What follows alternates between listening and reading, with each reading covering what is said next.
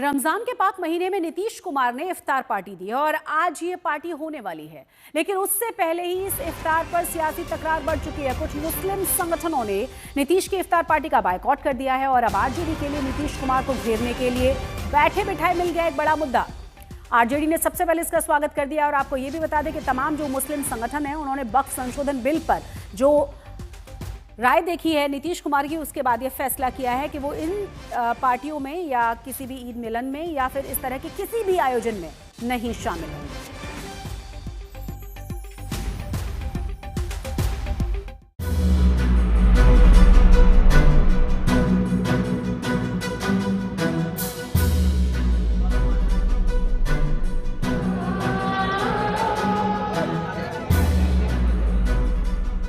चुनावी महासंग्राम से पहले सीएम नीतीश इफ्तार पार्टी देकर एक तीर से कई निशाना लगाना चाहते हैं, लेकिन इस पार्टी पर नजर लग गई है। मुस्लिम संगठनों ने नीतीश की इफ्तार पार्टी के खिलाफ बगावत कर दी है। नीतीश की इफ्तार पार्टी के खिलाफ ये बगावती तेवर अपनाया है इमारत शरिया ने। एक दिन पहले ही संगठन ने चिट्ठी जारी किया और कहा कि धार्मिक संगठन मुख्यमंत्री की दावत इफ्तार का विरोध करेंगे। पत्र में यह भी कहा गया है कि ये फैसला प्रस्तावित वक्फ संशोधन बिल 2024 के समर्थन के खिलाफ विरोध के तौर पर लिया गया है। इसमें मुस्लिम संगठन ने वक्फ बिल को लेकर तुरंत समर्थन वापस लेने की मांग की है। साथ ही नीतीश कुमार को कहा है कि अगर वक्फ बिल कानून बनता है तो आप और आपकी पार्टी जेडीयू को इसके लिए जिम्मेदार ठहराया जाएगा। नीतीश के खिलाफ मुस्लिम संगठनों का विरोध तेज है। इमारत शरिया को Jamaat Islami, Jamaat Ahle Hadith, Khanqah Mujibia, all India Muslim personal law board, Jamiat Ulamae Hind और खानकाह रहमानी का साथ मिला है। मुस्लिमों की मुखालफत ने आरजेडी को मौका दे दिया है। बिहार में चुनाव से पहले आरजेडी इफ्तार पार्टी के बहाने नीतीश पर निशाने लगा रही है। सभी संगठनों ने, चाहे all India Muslim personal law board हो, चाहे इमारत शरिया हो या अन्य संगठन हो, फैसला लिया है कि जहां जहां दावत इफ्तार चाहे नीतीश जी के द्वारा दिया जाए, चिराग पासवान के द्वारा दिया जाए या चंद्रबाबू नायडू के द्वारा दिया जाए, इसमें शामिल नहीं होंगे मुस्लिम संगठन। और मुसलमानों से भी इन दावत इफ्तार में जाने से मना किया है। नीतीश की इफ्तार पार्टी पर सियासत के बीच एनडीए के दल एकजुट हैं। वो विपक्ष को आईना दिखा रहे हैं और सवाल उठा रहे हैं। सेकुलरिज्म की रक्षा के प्रति नीतीश कुमार जी की प्रतिबद्धता जग जाहिर है और पिछले 20 वर्षों में बिहार में अक़लियतों के मान सम्मान, रोटी रोजगार की जितनी गंभीर चिंता माननीय नीतीश कुमार जी ने की है, उसकी मिसाल मुश्किल है। और नीतीश कुमार जी तो पिछले कई वर्षों से इफ्तार देते आए हैं, यह कोई नई बात तो है नहीं।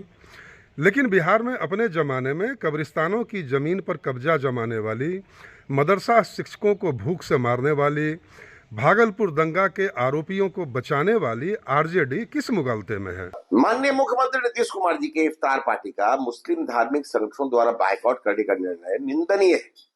वक्फ बोर्ड संशोधन बिल के समर्थन को लेकर मुसलमानों के धार्मिक संगठन ने इस निर्णय का ऐलान किया है, जिसका प्रचार प्रसार राजद की ओर से किया जा रहा है। मुसलमानों के धार्मिक संगठनों के नेताओं से अपील है कि वे एमवाई को अपनी बपौती समझने वाले राजद की कारगुजारियों से दूर रहें। उन्हें सिर्फ आपके वोट बैंक से मतलब है, जबकि सीएम नीतीश कुमार एनडीए के सबका साथ और सबका विकास के संकल्प के साथ बिहार का विकास और आपसी सद्भाव के साथ चल रहे हैं। वोट के नजरिए से मुस्लिम काफी अहम है, लिहाजा चुनावी बिगुल से पहले सभी दलों की नजर मुस्लिम वोट बैंक पर है। आज मुख्यमंत्री नीतीश कुमार अपने आवास पर इफ्तार पार्टी का आयोजन कर रहे हैं, तो 24 मार्च को आरजेडी सुप्रीमो लालू यादव इफ्तार पार्टी देने वाले हैं। लालू की इफ्तार पार्टी इस बार उनके आवास पर आयोजित नहीं की गई है। इस बार आरजेडी के वरिष्ठ नेता और एमएलसी अब्दुल बारी सिद्दीकी के सरकारी आवास पर इसका आयोजन होने वाला है। बिहार में चुनावी समर के बीच इफ्तार पर सियासी घमासान तेज है। अभी एक दिन पहले ही तेजस्वी यादव तिलक लगाकर पूजा में शामिल हुए, फिर वो बगैर तिलक इफ्तारी पार्टी में पहुंचे थे। इस पर बीजेपी और जेडीयू ने तेजस्वी पर हमला बोला। तेजस्वी पर वार पलटवार के बीच अब नीतीश की इफ्तार पार्टी पर सियासी शोर थमता नहीं दिख रहा। रोहित कुमार सिंह के साथ शशि भूषण कुमार, पटना, आज तक। तो जिन मुस्लिम संगठनों ने नीतीश कुमार की इफ्तार पार्टी का विरोध किया है उनमें से एक है इमारत शरिया। और आपको बता दें कि उनके प्रमुख मुफ्ती सईदुर रहमान कासमी ने आज तक से खास बातचीत में इस विरोध की वजह भी बताई है। देखिए, मिल्ली जमातों ने जो फैसला लिया है वो इस वजह से लिया है कि मौजूदा वक्फ तरमीमी बिल 2024 जो मरकजी हुकूमत ने लाया है, ये बिल दस्तूर हिंद, आईन हिंद और शरीयत के खिलाफ है। बिल की वजह से इस खबर पर तमाम जानकारी के साथ हमारे संवाददाता शशि भूषण जुड़ गए हैं। शशि भूषण, आज ही इफ्तार पार्टी का आयोजन किया गया है। बहुत सारे संगठन तो मना कर चुके हैं, नहीं जाएंगे, तो पार्टी हो रही है, नहीं हो रही है, कौन कौन इसमें शामिल हो रहा है, क्या जानकारी है?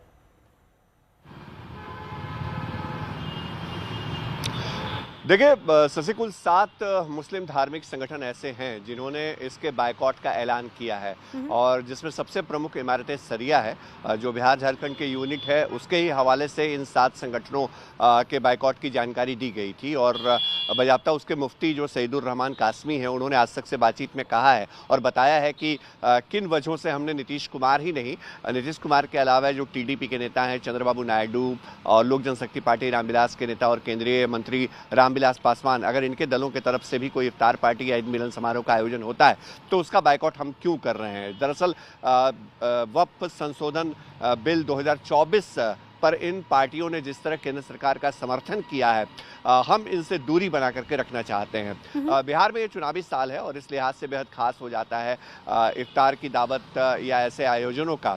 नीतीश कुमार का जो पुराना इतिहास रहा है वो सबको साथ लेके चलते हैं। खानगाह मुजीबिया जो प्रमुख संगठन है, धार्मिक संगठन है बिहार में, या फिर इमारत सरिया है, तमाम मुस्लिम धर्म के जो पर्व होते हैं उन मौक़ों पर वो वहाँ जाते रहे हैं और इनके इफ्तार की दावत में भी वो आते रहे हैं। लेकिन ये पहली दफ़े होगा कि उन्होंने 7 संगठनों ने बायकॉट का ऐलान किया है। हालांकि लोग आएंगे, बिल्कुल हम अंदाजा लगा सकते हैं क्योंकि इलेक्शन बहुत ज्यादा पास है और इस तरीके से राजनीति शुरू हो चुकी है। कहा यह जा रहा है कि कई ऐसे संगठन हैं जो इस इफ्तार पार्टी में शामिल ही नहीं होने जा रहे हैं। बहुत बहुत शुक्रिया इस तमाम जानकारी के लिए आपका शशि भूषण।